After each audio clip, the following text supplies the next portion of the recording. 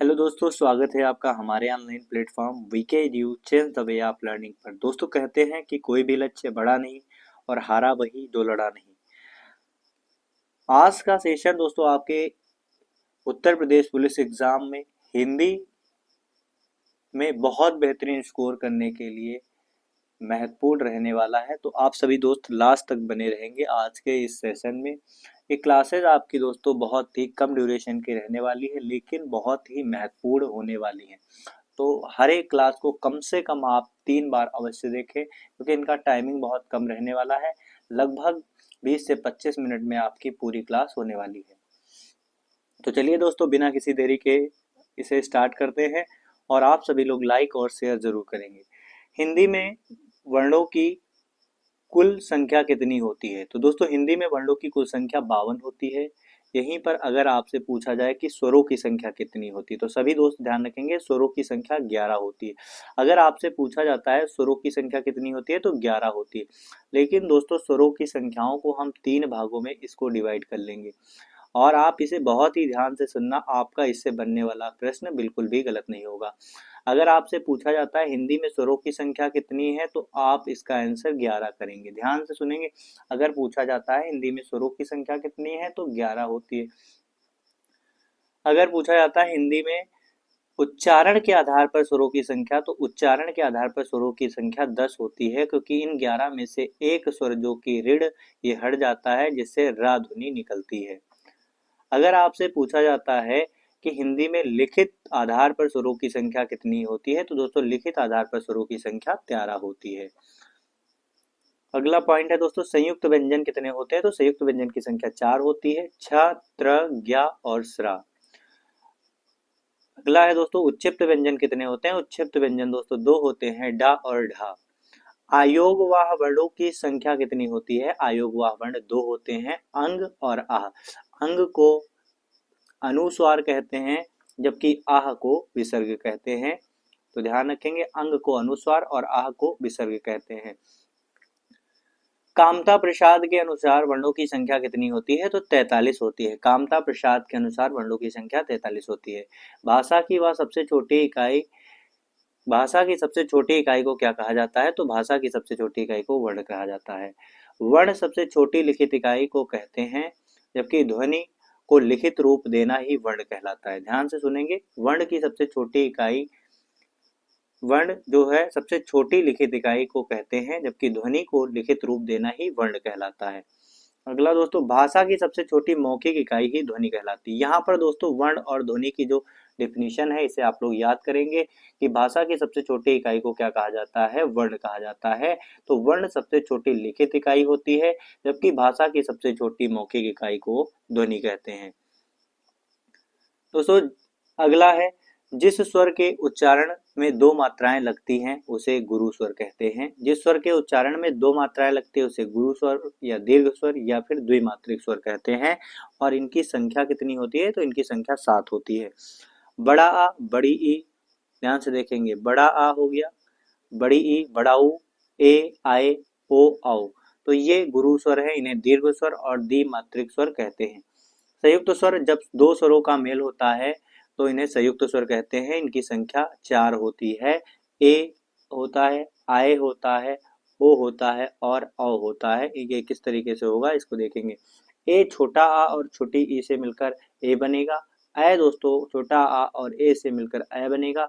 ओ अगर बात की जाएगी, आ और छोटा ऊ से मिलके ओ बनेगा। और औ की बात की जाएगी तो छोटा आ और ओ मिलके औ बनता है। सभी दोस्त ध्यान रखेंगे। मूल स्वर इसे ही लघु स्वर कहते हैं। मूल स्वर को ही लघु स्वर कहते हैं। इनकी संख्या 4 होती है, आ, ई, उ, री। ठीक, इसे ध्यान रखेंगे। अगला जो पॉइंट है उनको बहुत ध्यान से पढ़ेंगे, जिससे सारे पॉइंट्स जो हैं आपको याद हो जाएं।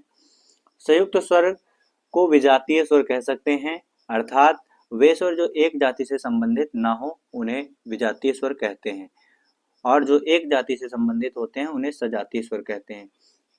संवृत स्वर, संवृत स्वर मुख खुलने के आधार पर इनका डिसीजन होता है। ये 2 प्रकार के होते हैं, एक तो विव्रत और दूसरा अर्ध विव्रत। विव्रत जिसमें मुख जो है पूरा खुलता है और जो है अर्धविवृत में मुख आधा खुलता है। इसमें कौन कौन से वर्ण आते हैं? छोटा ए और औ। यहाँ पर मुख बंद होने के आधार पर वर्णों को कितने भागों में डिवाइड किया गया है देखेंगे। तो मुख बंद होने के आधार पर इसे दो भागों में डिवाइड किया गया है। एक तो है सम्रत और दूसरा है,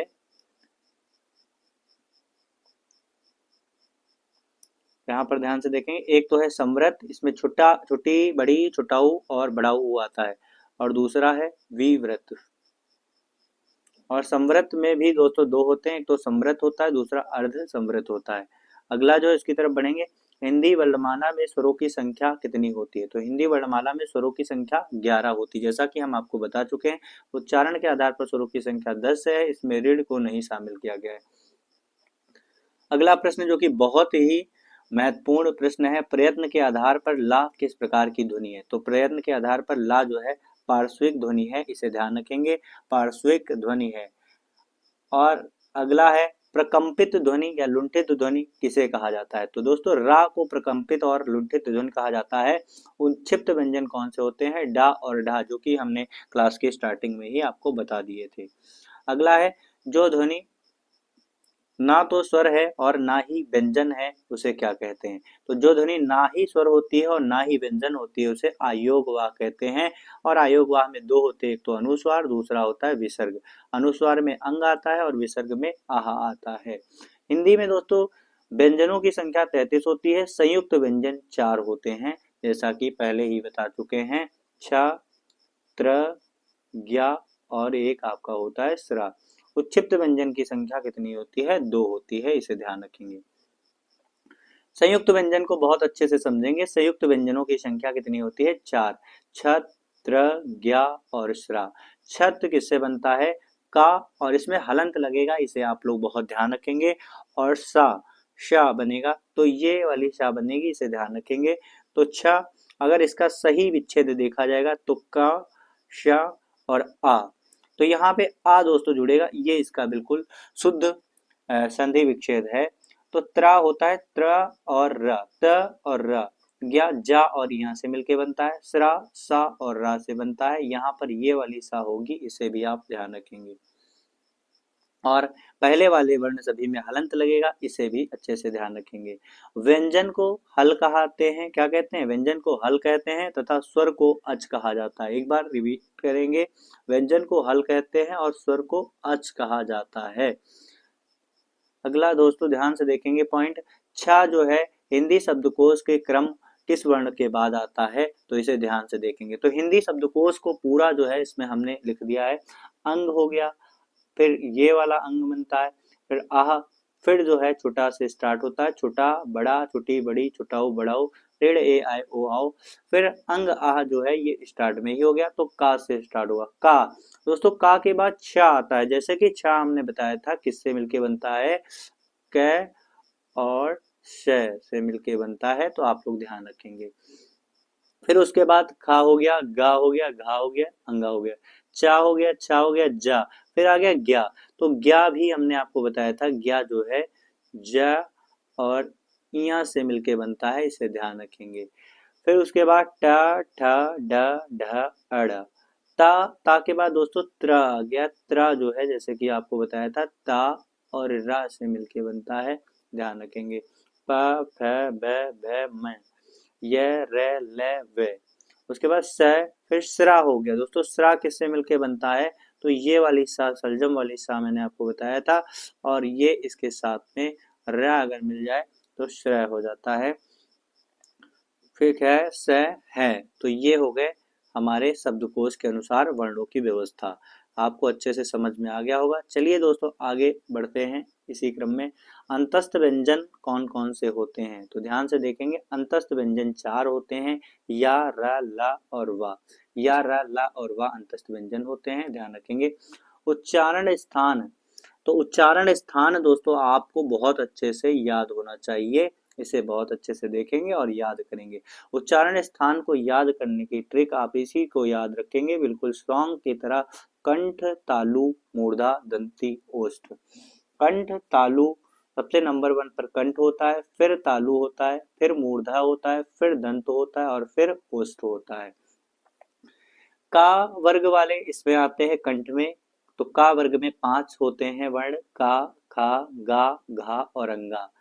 तालु में होते हैं च वर्ग वाले सारे, च, छ, ज, झ, इया।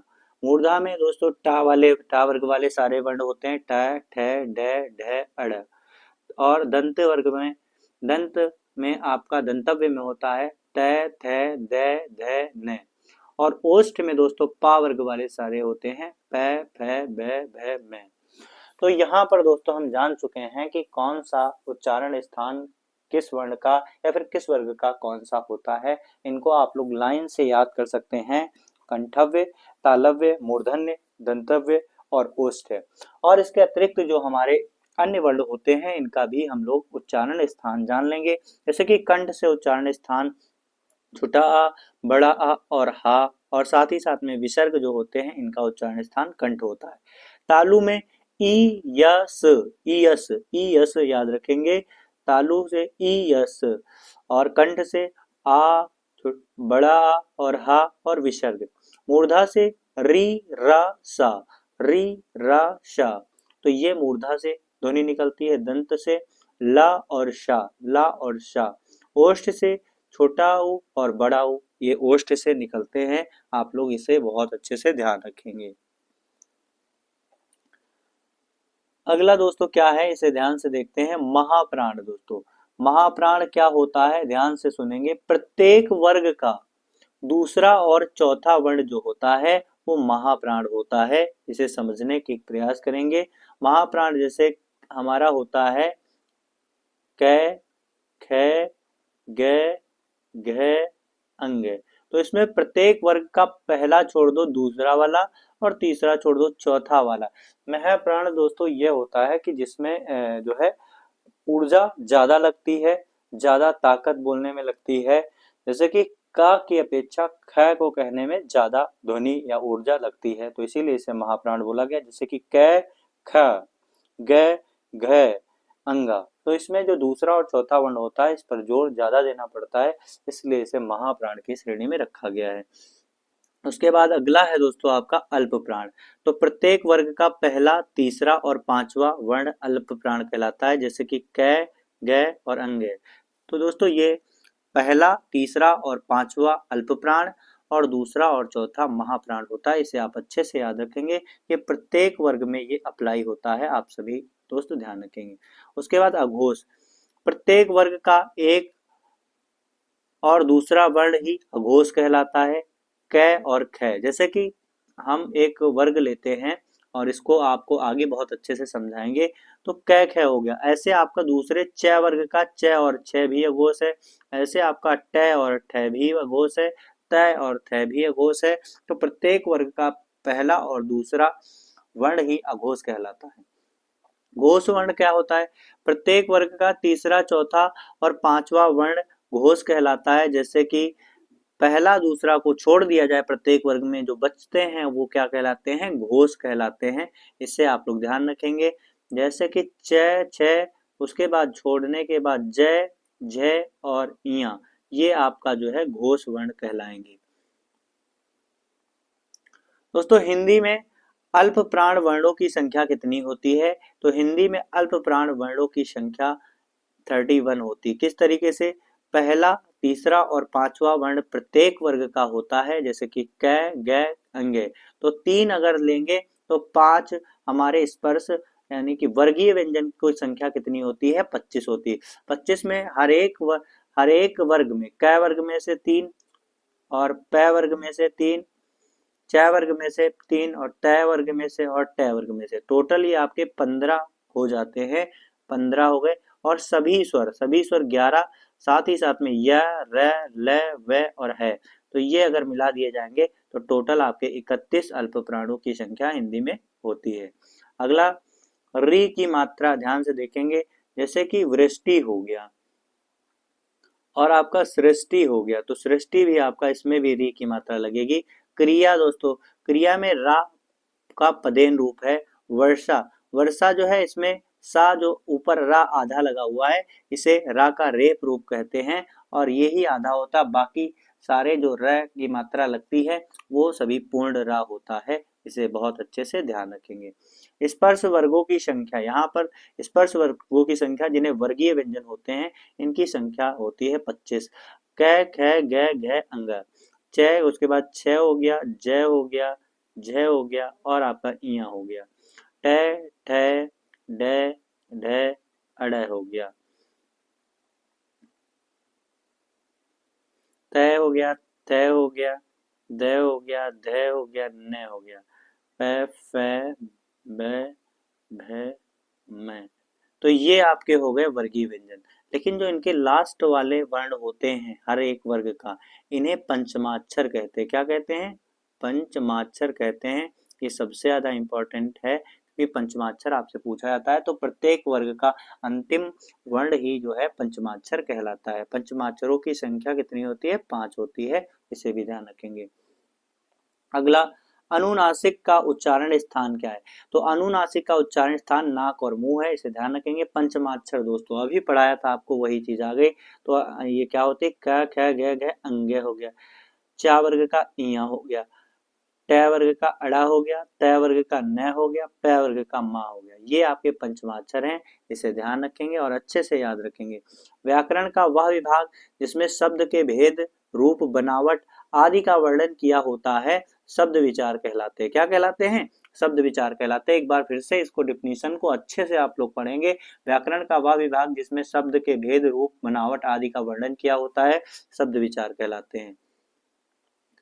अगला है, कौन सा अक्षर पुल्लिंग नहीं? तो पूरे वर्णमाला में छोटी ई, बड़ी ई और ऋण को छोड़कर जो है सारे वर्ण जो होते हैं वो पुल्लिंग होते हैं। छोटी, बड़ी और री ये आपके क्या हो जाते हैं? स्त्रीलिंग। बाकी सारे पुल्लिंग होते हैं। जिह्वा और श्वास के अवरोध के आधार पर व्यंजन को कितने भागों में विभाजित किया जा सकता है? तो दोस्तों इसे 4 भागों में विभाजित किया जा सकता है और चारों के बारे में हम आपको बता चुके हैं। अल्प प्राण, महाप्राण, घोष और आघोष।